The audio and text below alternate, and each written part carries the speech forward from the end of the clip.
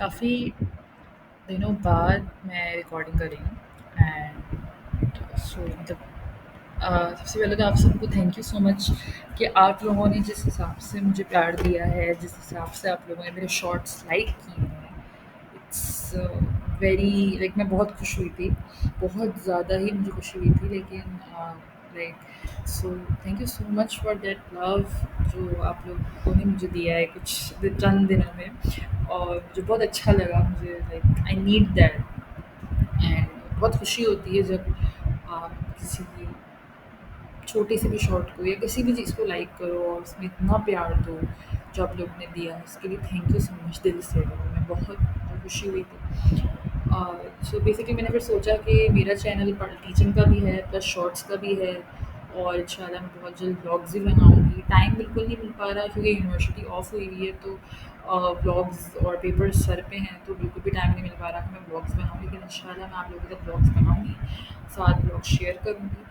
So basically आज जो topic है वो ये है कि 9th क्लास केमिस्ट्री का मुझे पढ़ाना था। एमसीक्यूज़ निकाले हैं ताकि आप लोगों की प्रैक्टिस हो जाए एमसीक्यूज़ की, क्योंकि ज़्यादातर एमसीक्यूज़ पास पेपर के लगते हैं।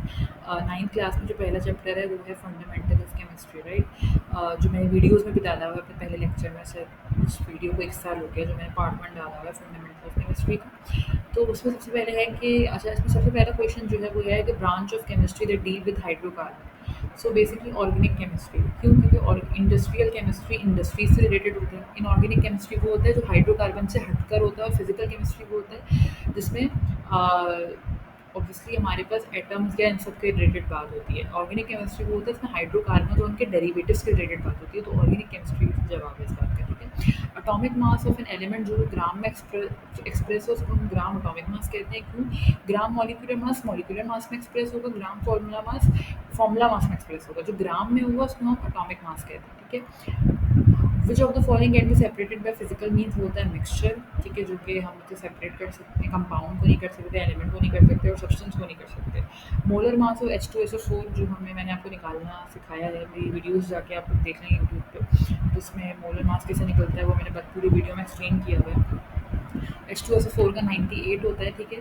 जब दो एटम्स मिलते हैं तो उसको हम डायटोमिक कहते हैं। डाई का मतलब ही दो होता है, मोनोटॉमिक मतलब एक, हेटेरोटॉमिक जो 5 से ज़्यादा होते हैं, मतलब 6 से ज़्यादा, और पॉली मतलब 6।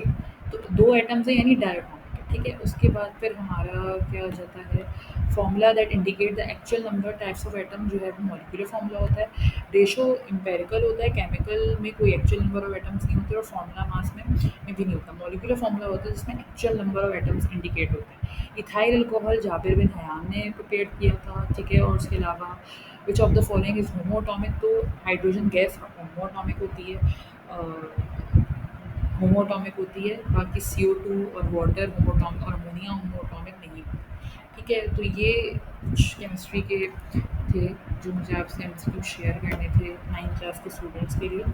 और चैप्टर की समरी की अगर हम बात करें तो इस चैप्टर की समरी मैं थोड़ा बहुत बताऊँगी। एज यू के फंडामेंटल ऑफ केमिस्ट्री मैंने पहले ही पढ़ाया हुआ है। तो केमिस्ट्री जो है वो ब्रांच ऑफ साइंस है जो डील करता है प्रॉपर्टीज़ ऑफ मैटर से, ऑब्वियसली भी नो। और मैटर वो होता है जो स्पेस ऑक्यूपाई करता है, और मैटर सबसे स्मॉलेस्ट पार्टिकल होता है जिसको हम एटम कहते हैं।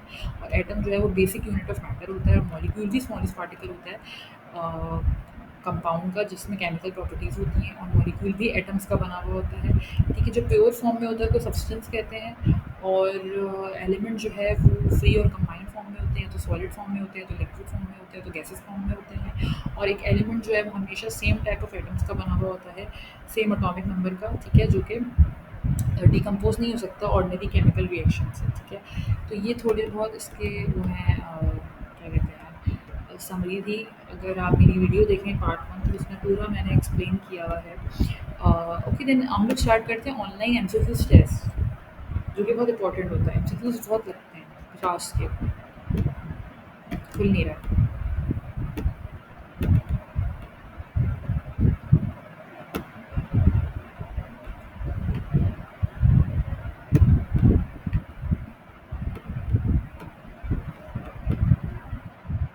हाँ, ऑनलाइन एमसीक्यूज टेस्ट खुल नहीं रहे, शायद टैब नहीं चल रहा है।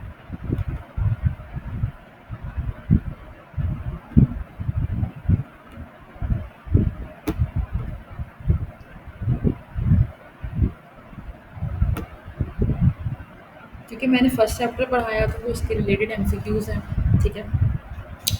और तो मैंने सोचा मैं आप लोगों से शेयर कर दूँ। इंशाल्लाह जो है वो ऑनलाइन एमसीक्यूज़ टेस्ट सोच रही थी कि मैं वो भी बना लूँ, लेकिन वो खुल नहीं रहा है। तो इंशाल्लाह अगली वीडियो में मिलते हैं। मुझे हो रहा था कि मैं वो वीडियो बनाऊँ, एक वीडियो भी डालूँ, कब से शॉर्ट डाली जा रही थी, तो मैंने सोचा मैं वीडियो भी बना के डालूँ। तो इंशाल्लाह अगली वीडियो में मुलाकात होती है, और अगर आपको वीडियो पसंद है तो लाइक करिएगा, शेयर करिएगा और सब्सक्राइब करिएगा। Thank you so much. अल्लाह हाफ़िज़।